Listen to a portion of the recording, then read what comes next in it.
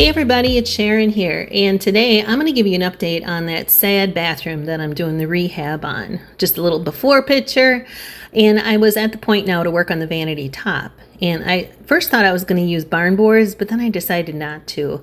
That's the shower curtain, and I got a little inspiration, and I saw this, and I thought I can do that. Well, anyway, we have a lot of oak flooring in our home, and luckily, when we were, cleaning out the house, we saw a lot of extra lumber, including those oak boards. So, of course, I started laying out a pattern, got some of the boards back upstairs, was looking at the height because I was not going to move any of the plumbing fixtures, so I needed to make sure I had the right height. Now, for the base, I just used a sheet of plywood that was out in the garage, cut that to the right size after a couple of attempts. I cut it a little bit smaller because I wanted to make sure I had enough play that if I needed to make it a little bit bigger, I could. Okay, let's just get the elephant in the room out of the way right now. Obviously, I know that water and wood are not a good combination, and it is in a bathroom. So that is where you're going to see that I took as much precautions as I could, made sure I sealed every corner, edge, front, back, underneath, and above. So we'll get into that a little bit more, but I wanted to get that out of the way first. I got the hole where I wanted it and the height of the bowl. So then I started laying out some of the pieces. I started basically framing it like a picture frame. And I just started cutting and just started putting pieces in. Like I said, I used the tongue and groove. Where I could, I left the tongue and the groove in there to help keep it together. But as you can see, I had to cut a lot of little pieces to make everything fit. So I just kept laying things out, looking at my little drawing there, and I kind of liked the design that I had. I put the bowl, actually the styrofoam piece, which was a lot easier than moving the marble bowl, just to make sure it fit. Now you're going to see I have a lot of clamps on here, and I'm very well aware that wood moves with humidity, even inside of a house.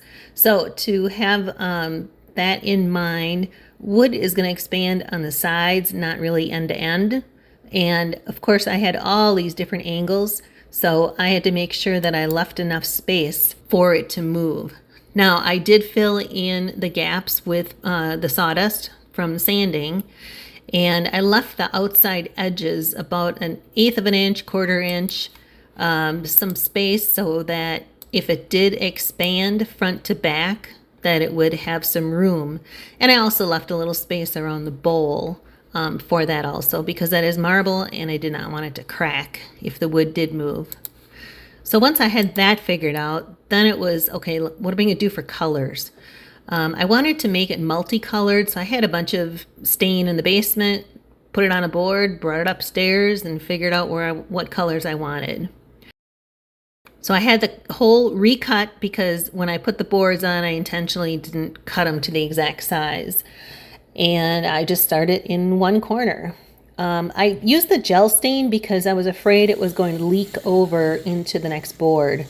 And really that gel stain was hard to use. I probably would have just used regular, but I was already in the middle of it. And it took several coats, and you'll see this is just the very first coat. I put several coats on, let it dry in between.